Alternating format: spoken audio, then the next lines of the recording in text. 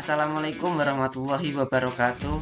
Saya Ahmad Yusuf Saifullah dari 3 SPIB NRP 42236000058 akan menjelaskan bagaimana tentang manajemen pemeliharaan terutama di unit kondensor. Nah, sebelumnya referensi yang saya pakai ini bisa Bapak Ibu dan teman-teman lihat. Oke, kemudian lanjut. Nah, jadi sebenarnya apa itu unit kondensor? Kondensor merupakan sebuah alat yang berfungsi untuk mengubah fluida yang awalnya berfasa uap menjadi cair, yaitu biasanya air. Di PLTU biasanya air yang digunakan merupakan air laut, namun tidak serta-merta air laut digunakan langsung masuk ke dalam kondensor. Air laut harus diproses demikian rupa agar kandungan yang ada di air laut tersebut dibersihkan agar sesuai dengan kriteria yang diizinkan supaya kondensor atau komponen lainnya tidak mengalami kerusakan yang tidak diinginkan. Dalam sebuah industri tentunya kita tidak ingin alat yang kita punya itu cepat rusak. Selain memakan waktu, makan uang, itu juga memerlukan tenaga yang sangat banyak. Oleh karena itu faktor reliability sangatlah penting. Tapi sebenarnya apa itu reliability? Reliability yaitu peluang suatu komponen atau sistem untuk menjalankan fungsinya dengan baik tanpa mengalami kegagalan dalam kondisi operasi tertentu dan dalam periode waktu tertentu. Jadi, bagaimana cara meningkatkan peluang reliability ini? Yaitu dengan cara pemeliharaan. Tadi sudah saya sebutkan bahwa pemeliharaan itu salah satu fungsinya untuk meningkatkan reliability. Tapi apa hanya untuk itu saja? Tentunya tidak. Mari kita ulas berikut. Ada 4 alasan utama yang saya tangkap dari paper yang telah saya baca tersebut. Oke, yang pertama yaitu menjaga efisiensi thermal siklus PLTU tetap tinggi. Kondensor merupakan salah satu unit yang sangat-sangat penting di PLTU dan fungsinya itu untuk menjaga fasanya itu supaya sesuai dengan yang diinginkan. Apabila keluaran dari unit kondensor itu masih berupa uap, itu pasti akan merusak komponen selanjutnya, yaitu pompa. Karena pompa didesain hanya untuk mendorong fase liquid, tidak dengan fase yang gas.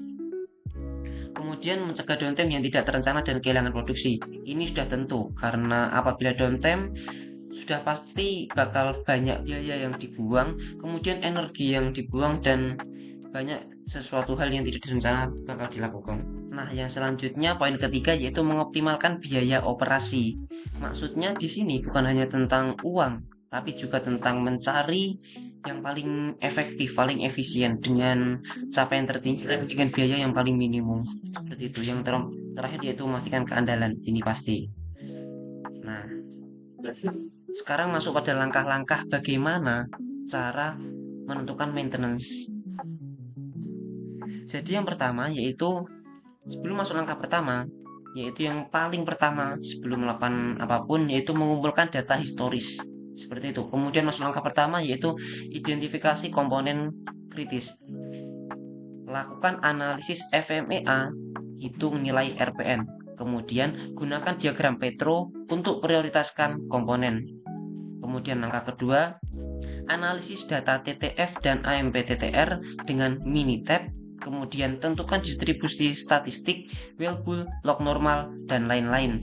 Kemudian langkah ketiga, hitung parameter keandalan. Hitung MTTF atau rata-rata waktu menuju kegagalan. Kemudian hitung MTTR yaitu rata-rata waktu perbaikan. Setelah sudah masuk ke langkah keempat yaitu evaluasi strategi maintenance. Pertama, hitung reliability tanpa PM RT.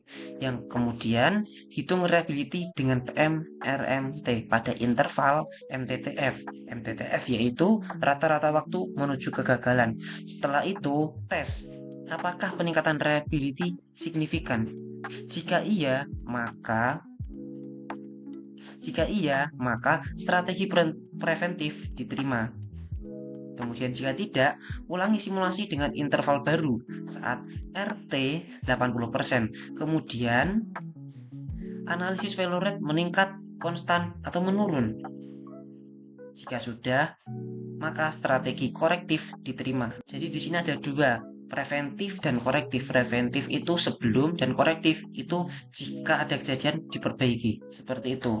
Jika semuanya sudah, strategi preventif diterima, strategi korektif diterima, maka lanjut ke langkah 5, yaitu tetapkan jadwal preventif maintenance untuk komponen tertentu dan tetapkan strategi korektif maintenance run to failure untuk komponen tertentu itu yang di sini bicara tentang kondensor. Kemudian selesai jadwal dan strategi maintenance telah ditentukan. Nah, dari paper tersebut saya juga membaca strategi tersebut itu mendapatkan 3 kesimpulan, yaitu pertama, preventive maintenance direkomendasikan untuk komponen vakum pump dan hot well untuk mencegah kerusakan sebelum terjadi. Yang kedua, corrective maintenance lebih efektif untuk tube kondensor karena sifat kerusakannya yang menurun, decreasing value rate. Kemudian, dengan penjadwalan interval yang tepat, keandalan kondensor dapat dijaga pada level 80%, sehingga efisiensi pembangkit meningkat dan risiko downtime berkurang. Oke, cukup sekian dari saya. Apabila Bapak, Ibu, dan teman-teman ingin membaca paper tersebut lebih, akan saya cantumkan linknya di deskripsi. Cukup sekian dari saya. Terima kasih. Wassalamualaikum warahmatullahi wabarakatuh. Apabila ada yang ingin dikoreksi, dipersilakan.